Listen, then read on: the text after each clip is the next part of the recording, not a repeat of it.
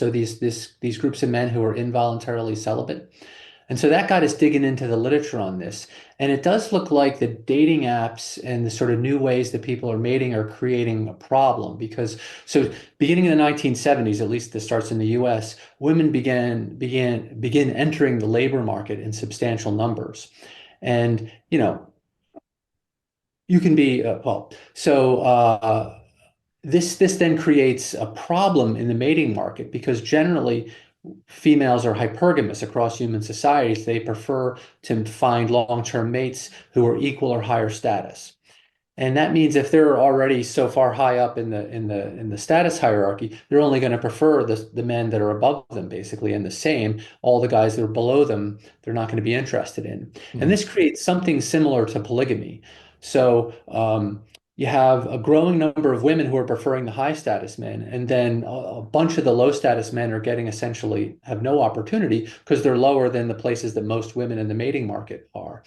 So this you can see this right in the data from the dating apps. So 50% of all men on dating apps get no likes at all. 50? And then 50%, right? So Wow. this is data. You can look at OkCupid or Tinder or whatnot. Yeah. And then there's a small percentage of men, the top 5%, top 1%, that get, a huge percentage of all the total likes. So basically all the women pick the same small number of guys. Hmm. It's kind of like bonobos.